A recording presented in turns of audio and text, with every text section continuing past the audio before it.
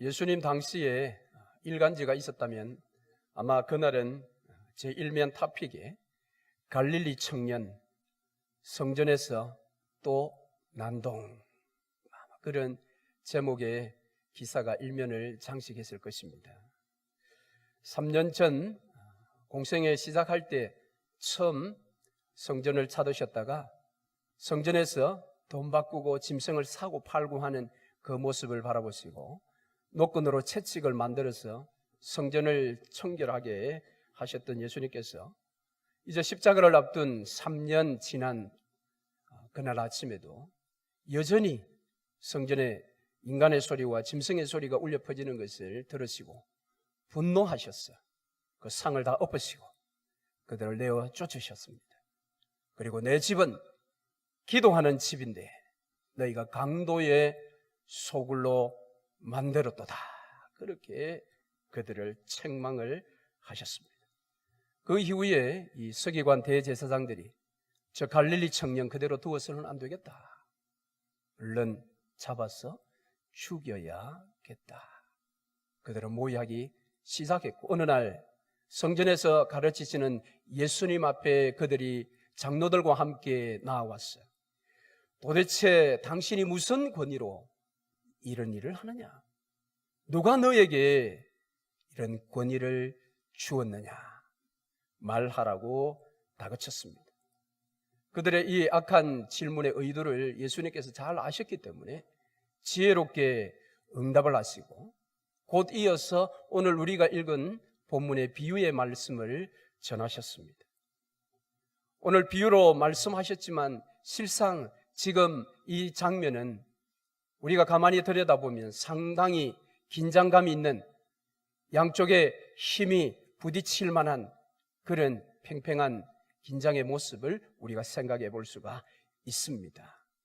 물론 비유의 내용은 그 당시에 흔히 있었던 일이 비유의 내용입니다.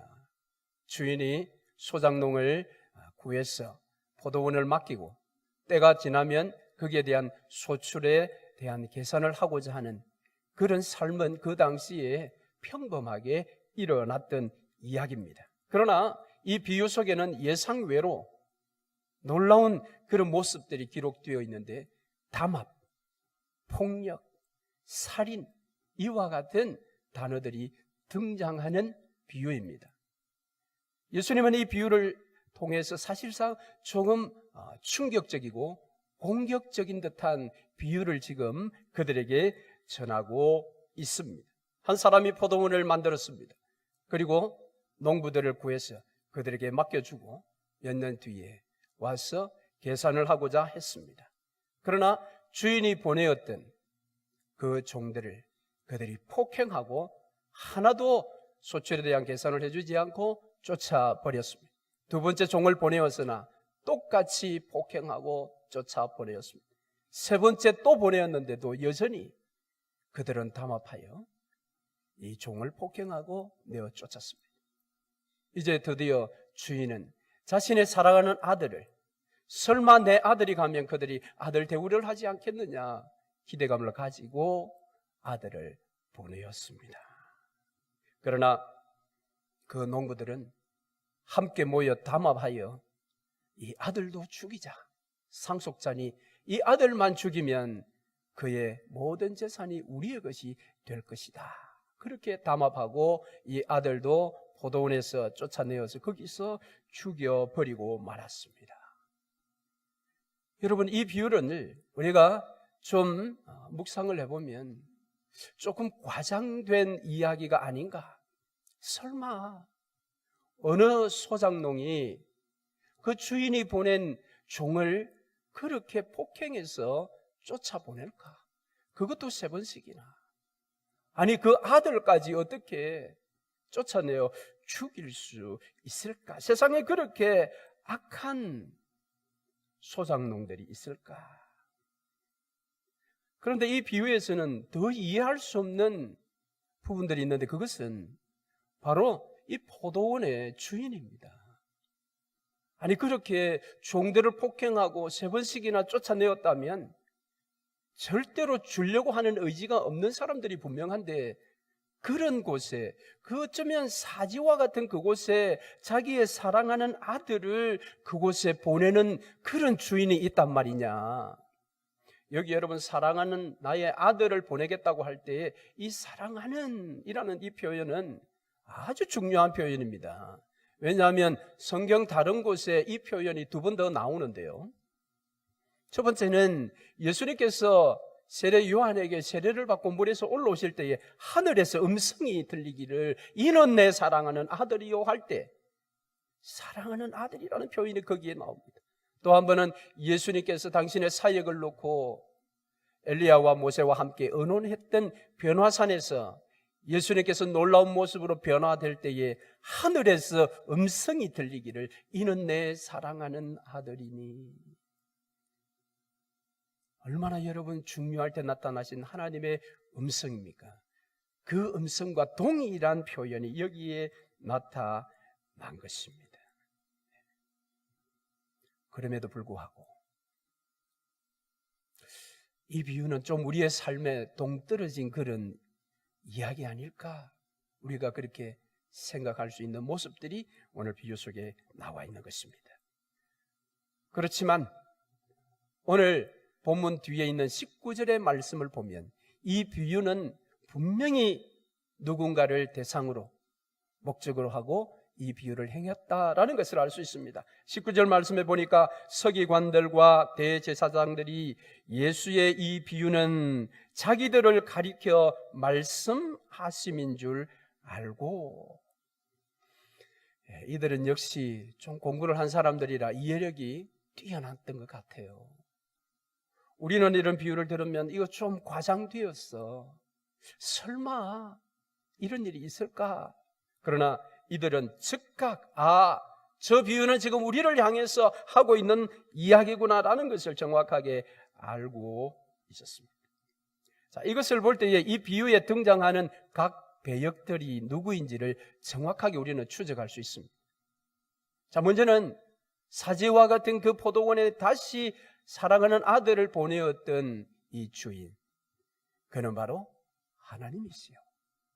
세 명의 종들을 폭행하고 내어쫓고 독생한 아들까지 이제 죽인 이 농부들은 바로 지금 이 현장에 있는 이 서기관 대제사장들, 그리고 그에 의해서 폭행당하고 쫓김을 받았던 이 종들은 바로 구약에 나오는 선지자들과 신약의 예언자, 세 번째 종을 학자들은 세례 요한으로 그렇게 봅니다.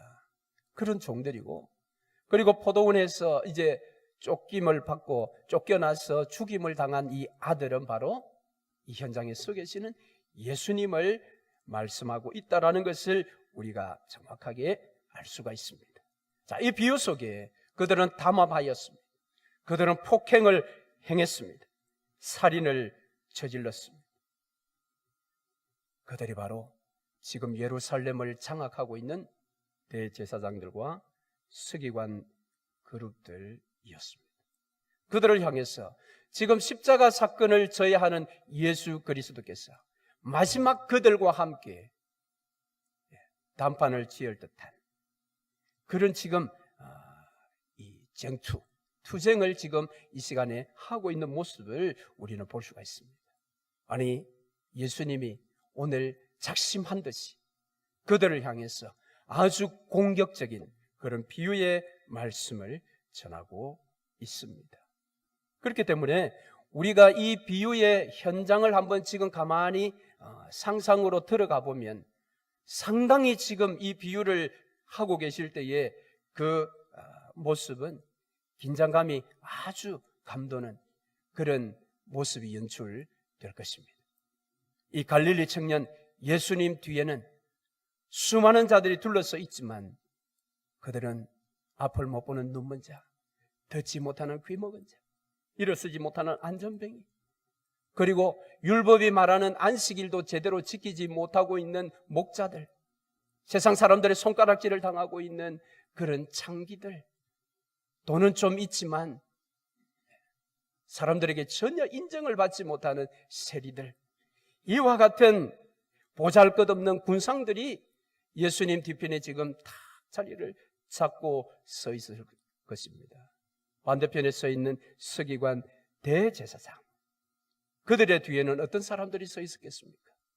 그래도 예루살렘에서 이름 깨나 날리는 사람, 힘 깨나 쓴다는 사람, 잘 먹어서 얼굴에 기름기가 줄줄한 사람들, 그리고 잉크 냄새를 좀 풍긴다는 사람들이 이 대제사장과 서기관 뒤에 자리하고 있었을 것입니다. 양편은 지금 대치 중입니다. 긴장감이 나도는 그런 대치 상태입니다. 어쩌면 파워게임을 지금 벌이고 있는지 모르겠습니다. 여러분, 도대체 이 갈릴리 청년 예수는 도대체 무엇을 믿고 도대체 그에게 어떤 힘이 있길래 그 당시에 무소불위의 권력을 휘두르는, 그 당시에 힘께나 쓰는 이 그룹들에 대항해서 지금 이렇게 대치하고 있습니까? 조금도 주눅이 들지 않은 채 그는 어쩌면 당돌하게 보이는 만큼 낭낭하고 차분한 목소리로 이 비유를 그들에게 지금 들려주고 있습니다. 그는 시골 청년입니다. 그렇다면 도시의 권력자들 앞에 그는 머리 숙여야 합니다. 그들이 원하는 바가 무엇인지, 그들이 듣고자 하는 바가 무엇인지를 알아서 그것을 그들의 귀에 들려주어야 하는 시골 청년, 갈릴리 청년입니다. 그런데 전혀 주눅들지 않은 채 당시의 권력을 쥐락펴락하는 이들 앞에 당당하게 서서 교훈의 말씀, 비유를 지금 설파하고 있습니다. 여러분뿐만 아니라 그들은 예수님의 이 비유로부터 이런 이야기를 듣는 것입니다. 예언자들을 폭행한 자들이 너희들이다. 그 아들을 죽인 살인자가 바로 너희들이야 라는 그런 예수님의 강력한 지적을 지금 받고 있습니다.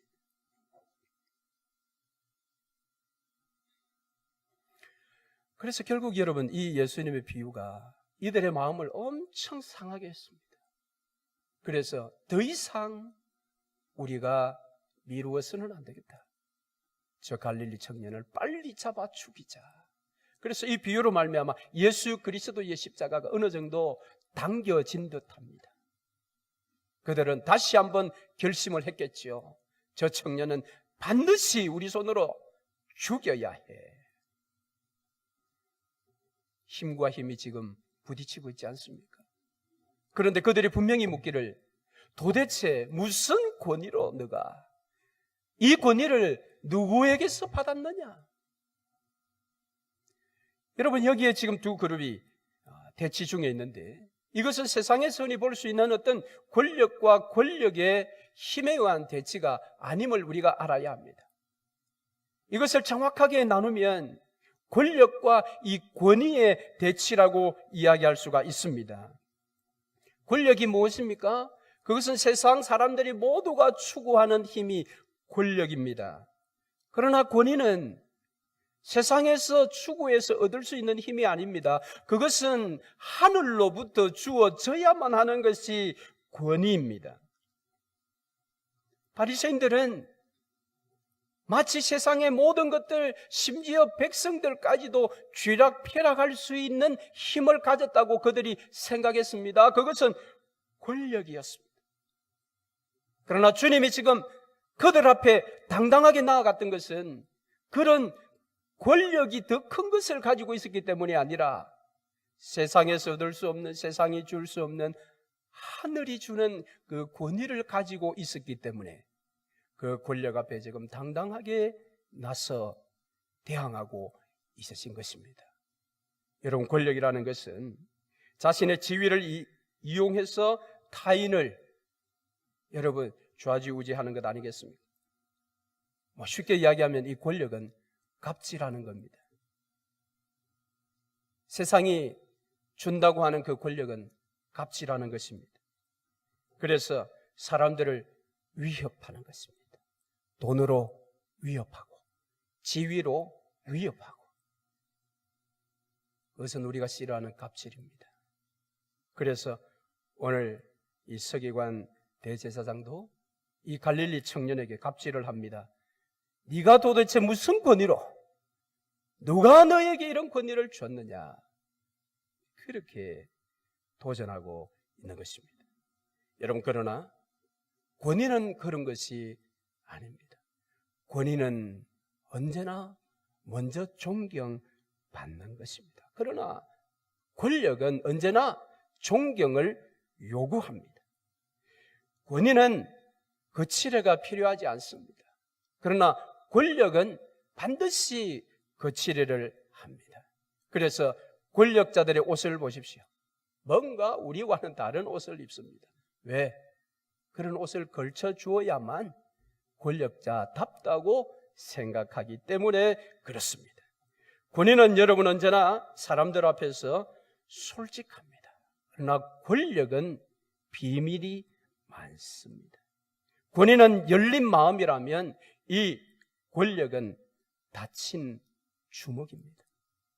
휘두르는 이 주먹.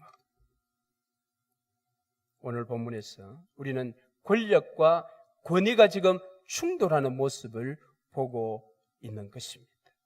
자, 그렇다면 여기에서 이 세상의 권력 앞에 당당하게 나서고 있는 갈릴리 청년의 힘이 도대체 무엇인지를 우리는 알아야 합니다. 여러분, 예수의 힘이 무엇입니까? 우리가 예수님의 이름으로 기도하고 예수님의 사랑을 알고 한다는데 예수님이 가지신 이 힘은 도대체 무엇이라고 여러분 생각합니까? 예수님의 능력은 무엇일까요? 죽은 자를 일으켜 살리시는 것입니까? 안전뱅이를 일으키는 것입니까? 귀 먹은 자를 듣게 하는 것입니까? 눈먼 자를 보게 하는 것입니까? 예수의 힘, 예수의 능력이 어디 있다고 여러분 보십니까? 오늘 우리는 그것을 알아야 합니다. 저는 근본에 특별 새벽 기도회를 준비하면서 예수 그리스도께서 가지고 계시는 놀라운 힘이 무엇인지를 다시 한번 확인할 수 있었습니다. 그것은 바로 사랑의 힘이었습니다. 사랑의 힘. 소외된 자, 고아와 과부와 함께하는, 그들과 함께 울고 그들과 함께 웃으시는 예수님의 그 사랑, 그 사랑이야말로 예수님이 가지고 계시는 최고의 힘이요 능력이라는 것을 근본 특별 새벽 기도의 말씀을 준비하며 또 한 번 확인할 수가 있었습니다. 그래서 예수님은 이스라엘 백성들이 가지고 있는 쉐마, 구약 신명기 6장에서 말하는 하나님의 사랑에 대한 쉐마에다가 이웃 사랑을 더하여 하나님 사랑과 이웃 사랑이 율법과 선지자의 대강령이라고 그렇게 우리에게 말씀하셨습니다. 바로 하나님 사랑, 이웃 사랑, 그것이 신명기 쉐마를 뛰어넘는 예수 쉐마인 것입니다. 할렐루야. 예수 쉐마를 우리가 삶에 실천하게 될 때에, 행하게 될 때에 우리도 예수 그리스도를 닮은 그 힘을 가질 수가 있습니다. 예수 그리스도께서 세상의 권력자들 앞에 두려워하지 아니하고 주눅들지 아니하고 당당하게 나서서 당신의 교훈을 전할 수 있는 그 권위를 가진 것처럼 우리도 그 권위를 가지고 세상으로 나아갈 수 있음을 여러분 기억을 하십시다.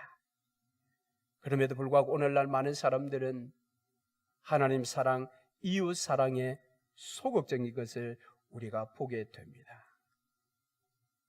왜냐하면 하나님 사랑, 이웃 사랑은 믿음의 용기가 필요하기 때문입니다. 여러분, 이웃 사랑을 하라고 할 때에 예수님께서 우리가 흠모할 만한 그런 이웃들을 사랑하라고 말씀하시지 않으셨습니다. 왜 우리가 사회생활 하다 보면 좀 가까이 하고 싶은 사람 있잖아요. 좀 잘난 사람, 좀 능력 있는 사람, 좀 여유 있는 사람, 유머 잘하는 사람, 뭐 이런 사람들 좀 가까이 하고 싶잖아요. 그러나 주님은 그런 자들이 아니라 세상이 거들떠보지도 않는 자들, 아니 세상이 경멸하는 자들, 그들과 함께하라. 아니 그들을 너희의 식탁에 초대하여 함께 교제하라고 말씀하고 있습니다. 그래서 여러분, 그 일이 우리에게 쉬운 일이 아닌 것입니다. 그러나 주님은 그 일을 행하고 그 일을 실천에 옮기셨습니다. 그 일을 행할 때에 그에게 수많은 손가락질이 날아올 것입니다. 능욕이 따라왔을 것입니다. 그럼에도 불구하고 예수님은 그들과 함께 하셨습니다. 그들의 집에 먼저 찾아가셨고 예수님의 식탁에 그들을 다 초대하여 함께 먹고 마시며 즐거워하셨습니다. 여러분, 예수님은 도대체 어떻게 그렇게 할 수 있었을까요? 예수님이니까, 예수님은 신이시니까, 사랑이시니까 가능하겠지. 여러분, 그분은 완전한 신이시지만 그분은 또한 완전한 인간이셨습니다. 그러므로 그분이 그렇게 할 수 있었던 이유가 무엇인지를 우리는 알아야 합니다. 그것을 우리가 알기 위해서는 오늘 본문의 말씀을 더욱더 주목해야 합니다. 오늘 본문의 말씀을 다시 한번 간략하게 보면 13절에서는 사제와 같은 그 포도원에 다시 사랑하는 아들을 보내시는 아버지가 나타나고요, 14절에는 농부들이 담합을 해서 이 사랑하는 아들을 쫓아내어서 죽여버리는 일들이 나오고, 그 다음에 예수님께서 이 청중들에게, 서기관 그리고 바리새인들, 대제사장들에게 묻습니다. 그런즉 포도원 주인이 이 사람들을 어떻게 하겠느냐? 예수님께서 질문을 하시고 그가 스스로 답변하시기를, 와서 그 농부들을 진멸하고 포도원을 다른 사람에게 주리라. 물론 우리가 읽은 본문 누가복음에는 예수님께서 묻고 답을 하셨지만 마태복음에 이 사건을 기록한 것을 보면 백성들이 대답을 합니다. 이 주인이 어떻게 하겠느냐 했을 때에 백성들이 대답을 합니다. 동일한 대답을 하죠. 그러나 오늘 본문에서는 예수님께서 스스로 대답하시는 장면들이 나옵니다. 왜 누가가 이렇게 기록을 했을까요? 그것은 이 장면이 지금 굉장히 긴장감이 있는 긴박한 상황임을 지금 여기에서 보여주고 있는 것입니다. 그 주인이 와서 그 농부들을 어떻게 하겠느냐? 대답을 기다리지 아니하시고 주님께서 와서 그들을 다 진멸하고 포도원을 다른 농부에게 주리라. 이 다른 농부는 누굴까요? 이 다른 농부는 바로 죽은 아들, 그 예수 그리스도를 믿는 자들입니다. 그 예수를 믿는 자들이 모여있는 교회입니다. 교회에 포도원을 주셨습니다. 할렐루야. 그러므로 교회에 주님께서 때가 되면 반드시 종을 보내어 소출에 대한 기대를 하신 것처럼 교회를 향해서도 하나님은 동일한 마음을 가지고 계심을 우리가 알아야 합니다. 그래서 교회는 언제나 하나님이 기뻐하시는 많은 열매들을 맺어야 할 것입니다. 그 다음 이제 17절부터 예수님은 아주 단호하게 강력한 그리고 이 교훈의 결론을 말씀하십니다. 거기에 보니까 그들을 보시며 건축자들이 버린 돌이 모퉁이의 머릿돌이 되었다. 여기에 그들을 보시며, 이 말의 더 구체적인 표현은 그들을 똑바로 쳐다보시며, 서기관 대제사장들을 똑바로 쳐다보시며 이 무서운 심판의 말씀을 던지십니다. 건축자들이 버린 돌이 모퉁이 돌이 되리라. 건축자들이 버린 돌이 새로운 건축물의 기초석이 될 것이다. 그러므로 이제는 머릿돌 대신 예수 그리스도, 그분이 새로운 건축물의 기초석이라고 합니다. 여러분, 이 새로운 건축물이 바로 하나님 나라입니다. 하나님께서 그 아들을 기초석 삼아 세운 나라, 영적인 포도원, 그 포도원이 하나님의 나라입니다. 뿐만 아니라 계속해서 18절에서 말씀하시기를, 무릇 이 돌 위에 떨어지는 자는 깨어지겠고 이 돌이 사람 위에 떨어지면 그를 가루로 만들어 흩으리라. 이것은 이 버림받은 돌이신 예수님의 견고함을 나타내면서도 이 돌이 기초석이 되어 발생한, 건축되어진 이 하나님의 나라, 하나님의 교회, 여기에 그 어떤 것도 대항한다면 그것이 지옥의 권세라 할지라도 대항하여 들어온다면 그것은 깨어져 가루가 되어서 흩어지게 될 것이다. 할렐루야. 하나님의 나라, 하나님의 교회의 불패에 대한 예수 그리스도의 선언인 것입니다.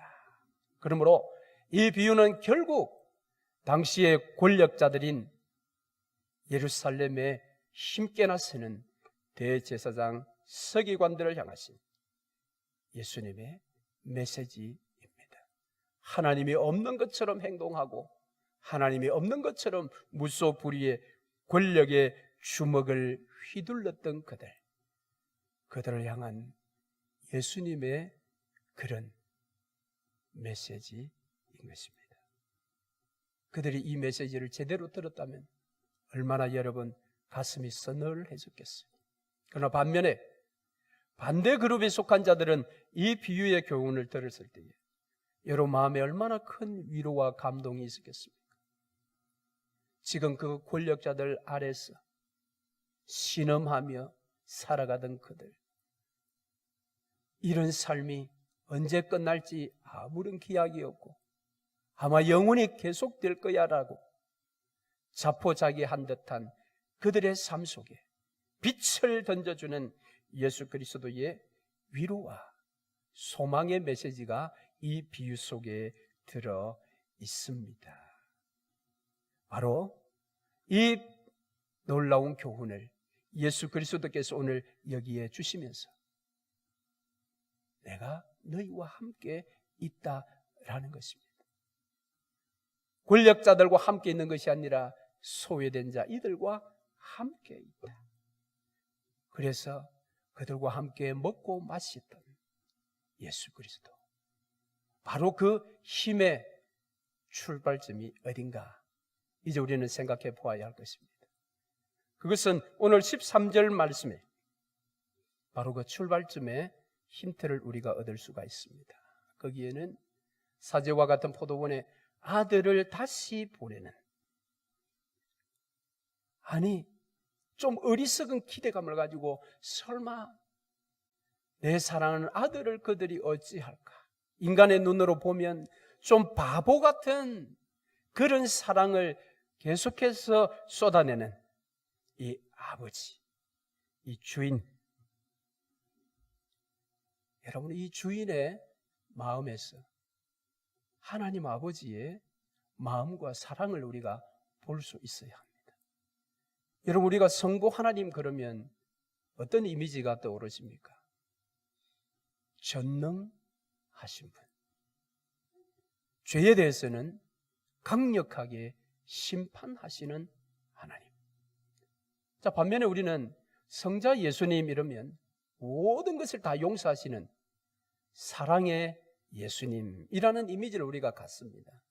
그러나 여러분 성경은 성부 하나님에 대해서도 하나님은 사랑이시라 그렇게 요한이 노래하게 하셨습니다. 그렇습니다. 하나님은 사랑이십니다.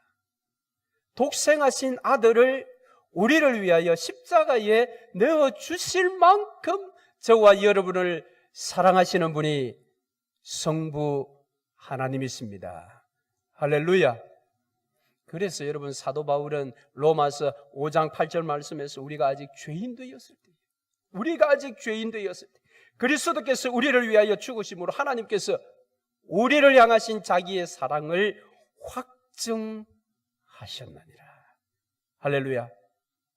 하나님이 우리를 사랑하신다라는 그 명제가 참 진리 되도록 우리에게 보여주신 것이 독생하신 아들을 이 땅에 보내신 것이요, 그 아들로 하여금 십자가에 올라가도록 만드신 것이 하나님의 사랑입니다. 그래서 오늘 이 비유에서 우리는 가장 중요한 핵심 교훈이 당시의 권력자들에 대한 심판이 아니라 그 권력자들의 횡포 속에 있으면서도 끝까지 포기하지 아니하시고 당신의 사랑하는 아들을 죽음의 자리에 내어주시기까지 오늘 이 땅의 모든 인생들을 사랑하신 하나님의 그 사랑을 우리는 읽을 수 있어야 합니다. 여러분, 부부가 같이 살면 닮는다고 합니다. 우리 예수님은 성부 하나님을 닮으셨습니다. 성부 하나님이 사랑이시듯 우리 예수 그리스도께서도 사랑이십니다. 여러분, 그렇지 않습니까? 아버지의 뜻이지만 그 뜻은 성자 예수님의 뜻이었습니다. 그래서 그도 십자가 위에 기꺼이 올라가셨던 것입니다. 여러분, 이처럼 세상의 눈으로 보면 바보 같은 사랑이 어디 있겠습니까? 아들을 죽여서 다른 일을 살리고자 하는 아버지의 사랑, 그런 아버지의 사랑이 어디 있겠습니까? 이 아버지의 사랑을 아들 예수님께서 닮으셨기에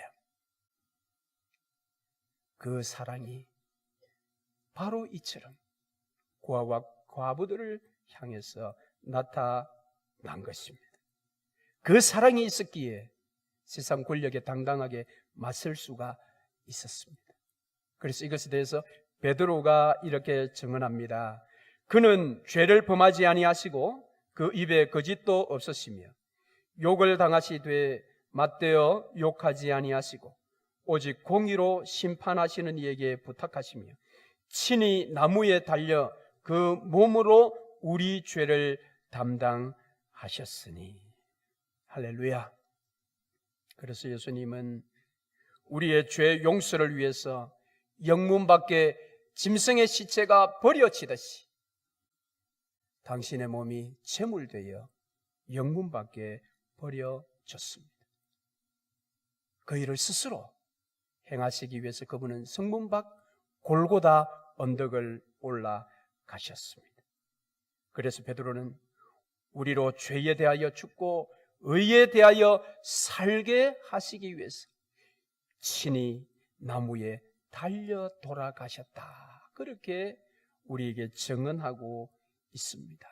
사랑하는 성도 여러분, 우리가 예수 그리스도의 사랑을 받았습니까? 하나님의 사랑을 우리가 받았습니까? 그렇다면 우리도 예수님처럼 동일하게 살아가야 하지 않겠습니까? 주의 몸된 교회가 예수님이 걸어가신 그 길을 당당하게 교회가 걸어가야 하지 않겠습니까? 당시의 권력자들, 제사장들과 서기관들은 예루살렘 제단으로 달려갔지만 우리는 성문 밖으로 달려가야 하지 않겠습니까? 성 안에는 물론 평안이 있을 것입니다. 그곳에는 세상이 준다고 하는 권력이 있을 수 있습니다. 그러나 우리는 성 안으로 달려가는 자가 아니라 성 밖으로 달려가야 합니다. 성 밖엔 거기는 비참함이 있을 수 있을 것입니다.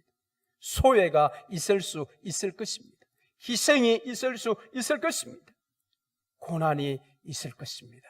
그러나 그곳에만 있는 것이 있으니 우리는 그곳으로 가야 합니다. 무엇입니까? 그것이 여러분 생명입니다. 영원히 꺼지지 않는 생명, 하늘로부터 주어지는 이 생명, 그 생명이 그곳에 있기에 우리는 그곳으로 달려가야 합니다. 뿐만 아니라 세상이 줄 수 없는 권위가 그곳에 있기에 우리는 그곳으로 달려가야 할 것입니다. 그러므로 우리 모두는 근본 종려주일 고난주간 이 기간 동안만이라도 성 안으로 달려가지 말고 성 밖으로 우리는 달려가야 합니다.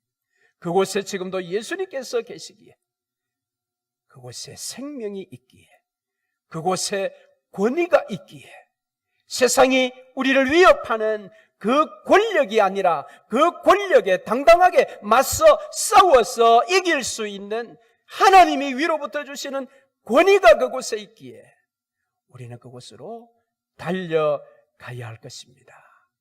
그때에 우리는 예수 그리스도를 따르는 친백성이 될 것입니다. 이 한 주간 성 밖으로 예수께 달려나가는 저와 여러분 되시기를 주의 이름으로 축원합니다. 아멘.